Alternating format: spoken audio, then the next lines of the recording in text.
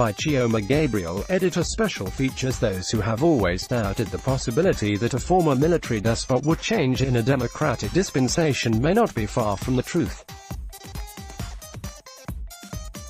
Recent happenings in the country have added credence to this, as fears expressed by his critics that he is still the same military dictator that ruled Nigeria from 1983 to 1985.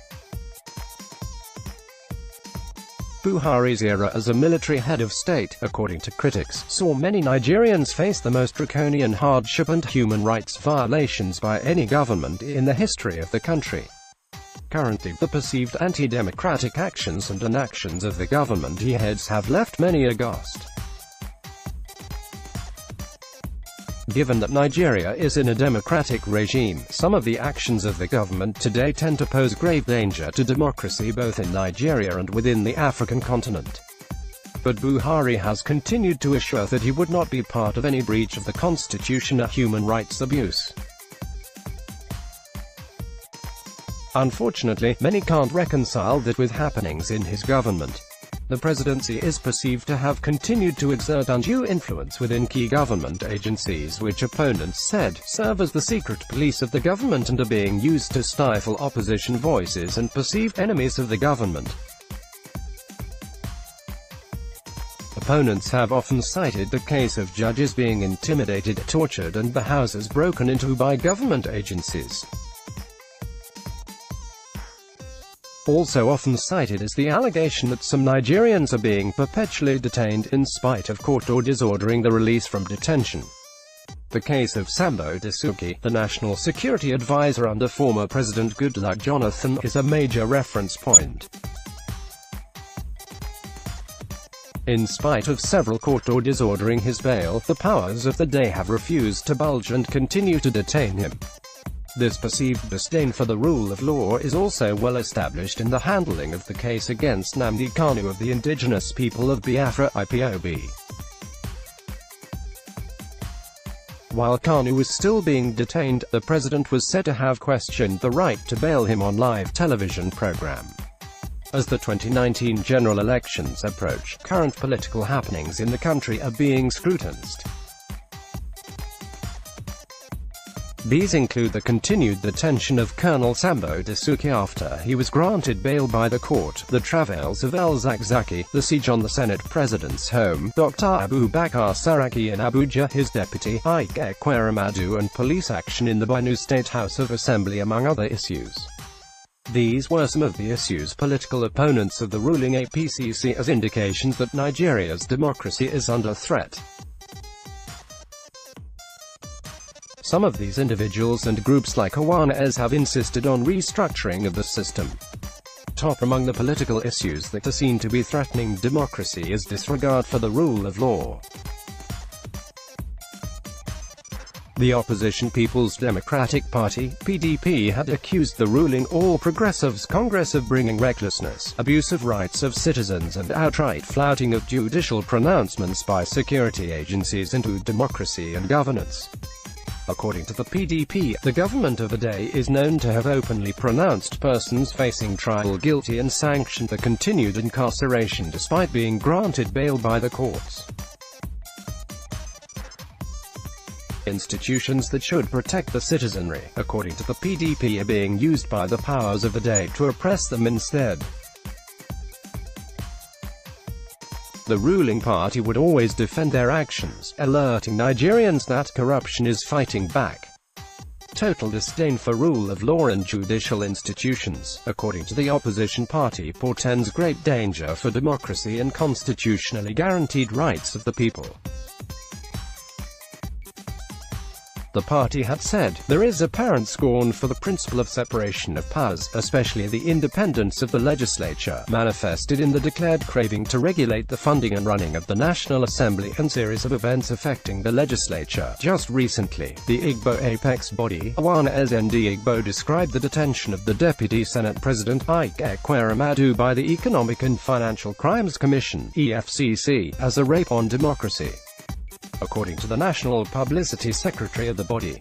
It has become imperative to state without equivocation that Nigeria's democracy has been put under the custody of the APC, and the Nigeria Police Force, the EFCC and other security agencies have been turned to militant wings of the APC.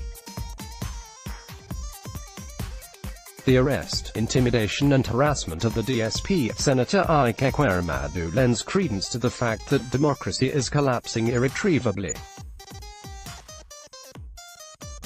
It is obvious that this action is a continuation of the ugly and uncivil events of last week, where the once gallant Nigeria Police and the EFCC became lords unto themselves and moved to barricade the residences of the Senate President and his deputy respectively. Having failed in that orchestrated attempt to prevent the Senate presiding officers from accessing the National Assembly the fateful day, they decided to go for Ekweremadu's jugular. At one point, award-winning Nigerian author Chimamanda Adichie had reacted to the state of Nigeria under President Muhammadu Buhari's administration. Besides describing Buhari's economic policies as outdated, and his view of Nigerians as infantile, Adichie had also said that his intentions, good as they well might be, are rooted in an outdated economic model and an infantile view of Nigerians. For him, it seems, patriotism is not a voluntary and flexible thing, with room for dissent, but a martial enterprise, to obey without questioning. Nationalism is not negotiated, but enforced, she wrote in an opinion for the New York Times. Speaking on violent clashes in the country, she blamed this on Buhari's aloofness and absence of sensitive leadership. She said, since Buhari came to power, villages in the Middle Belt and southern regions have been raided, the inhabitants killed, the farmlands sacked. Those attacked believe the herdsmen want to forcibly take over the lands for cattle grazing. It would be unfair to blame Buhari for these killings, which are in part a result of complex interactions between climate change and land use. But leadership is as much about perception as it is about action, and Buhari has appeared disengaged. It took him months and much criticism from civil society to finally issue a statement condemning the killings. His aloofness feels, at worst, like a tacit enabling of murder and, at best, an absence of sensitive leadership. Most important, his behavior suggests he is tone-deaf to the widely held belief among southern Nigerians that he promotes a northern Sunni Muslim agenda. He was no less opaque when the Nigerian army murdered hundreds of members of a Shiite Muslim group, burying them in hastily dug graves. Or when soldiers killed members of the small secessionist pro-Biafran movement who were protesting the arrest of the leader. Commenting on Buhari's alleged outright disregard for the rule of law, a former Deputy National Publicity Secretary of the All Progressives Congress (APC), Comrade Timmy Frank, said that the act of disobeying the rule of law and selective persecution against the perceived enemies of the government form part of challenges confronting the current administration of President Muhammadu Buhari. He urged the president to address what he described as infighting within the National Assembly and the clamp down on opposition voices. In an open letter to President Muhammadu Buhari, titled June 12 and a Burden of Good Governance, Timmy Frank had said, the flagrant disregard for the rule of law, disobeying of court orders, acute nepotism, selective persecution, and lack of transparency are some of the ills very prevalent in the nation today. Many people believe that the duo of Sheikh El-Zakzaki and the erstwhile NSA, Colonel Sambo Dasuki, RTF, are some of the personal witch hunt of your administration. The infighting within the National Assembly and the clamp down on opposition voices is clearly in sharp contrast to the democracy that was envisaged and clamored for by Nigerians before your inception. As we draw near to another election year, it will be beneficial to your administration that these concerns are vigorously addressed, so as to usher in a ray of hope for a better Nigeria. Although Shehu Sani, the senator representing Kaduna Central, said he is going on with the reconciliation efforts of the APC, he had in a Facebook post sometime outlined 15 things threatening Nigeria's democracy at the moment. According to the lawmaker, mass killings in the North Central and Northwest, violations of freedom of speech, unaddressed perception of nepotism and many more are part of those things that are standing against Nigeria now. Senator Shehu Sani also listed onslaught against the parliament and parliamentarians, religious bigotry and rise of ethnic nationalism, disobedience to court orders and resistance to rule of law and unaddressed perception of nepotism and favoritism as impediments to democracy. According to him, timidity of the major opposition party and disorderliness of the ruling party, public perception of credibility and moral problems of members of the parliament over corruption issues and public perception of a tyrannical and autocratic president contemptuous of democratic values, surrounded by a vicious cabal were seen as threatening Nigeria's democracy at the moment. Senator Sani also listed arbitrariness and increasing lawlessness of security agencies, compromised and subservient states assemblies and emperor governors operating above the laws, a dubious national objection to hate speech that shields people in position of power and targets ordinary Nigerians, and the prominence of the rabid political and economic interest and ambitions of the political elites over the peace and unity of the country. Expressing fears that Nigeria's democracy is under threat, some Southern and Middle Belt leaders also decried recent happenings in Nigeria, condemning the payment of $496 million to the United States government for the purchase of Tucano aircraft by President Muhammadu Buhari without the National Assembly's approval. The group described the action of the president on the release of unapproved funds as a violation of the Constitution, because the Constitution is clear on how executive can spend funds. In a communiqué read by John Nwodo at the end of a meeting, he said, Section 83 and 4 of the 1999 Constitution is very clear on how the president could spend Nigerian funds. The provision states, no money shall be withdrawn from the Consolidated Revenue Fund or any other public fund of the Federation, except in the manner prescribed by the National Assembly. As it is, the President has violated the provision of the highest law in the land. Nigeria is a republic founded on rule of law, where each arm of government is bound to be guided by the dictates of the Constitution. This flagrant violation and unapproved spending must be abated as well as sanctioned. We therefore call on the National Assembly to do the needful, as well as call on the United States government to return the money paid to its treasury, as the money paid was not authorized. Also speaking on the issue, Dr. Doyin Okupe, Senior Special Assistant on Public Affairs to former President Goodluck Jonathan, said, "We Nigerians are not matured to understand that no matter how we love power, we must not destroy the system. The rule of law is sacrosanct and must be obeyed. Obasanjo disregarded the rule of law and Buhari is doing it. You don't use the police and state agencies to fight political enemies. Whenever we decide to amend our constitution, we should include that if the Inspector General of Police, IGP, and service chiefs disregard the rule of law, petitions could be written against them and 2/3 of the National Assembly could vote to remove them. That will make them to be neutral. The APC should learn from the mistakes of the PDP. That was why there was migration from PDP to APC in 2015. The elites of APC should have avoided that.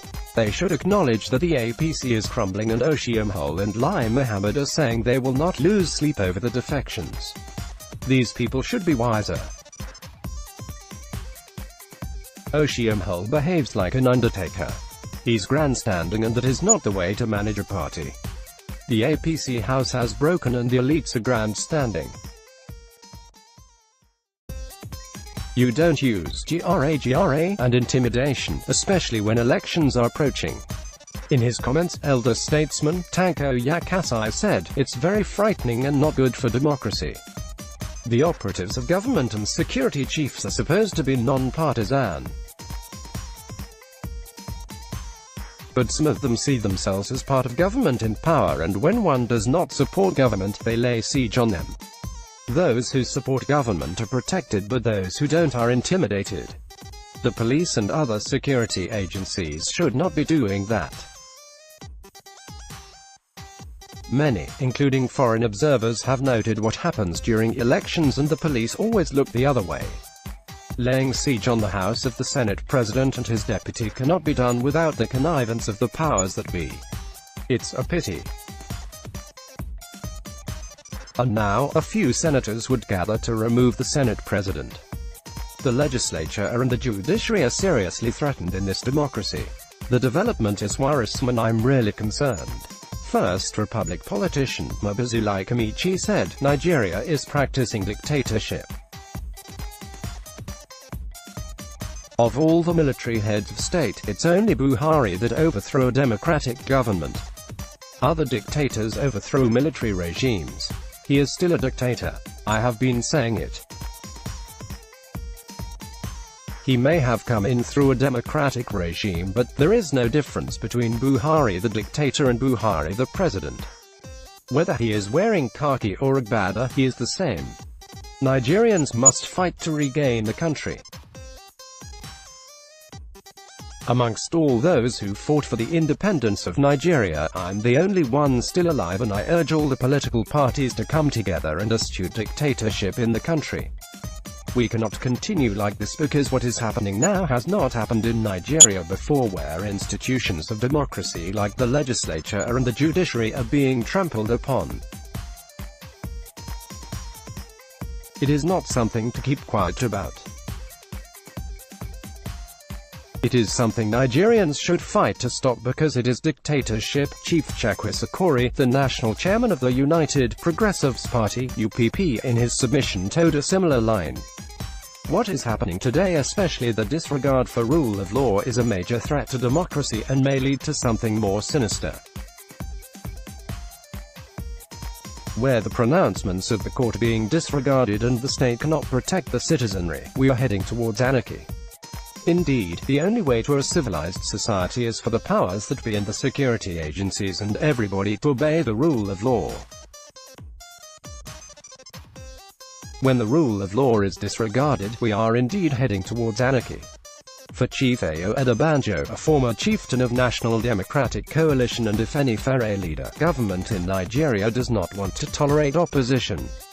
The leopard does not change its skin. Buhari is a military man, and is that, he has not changed.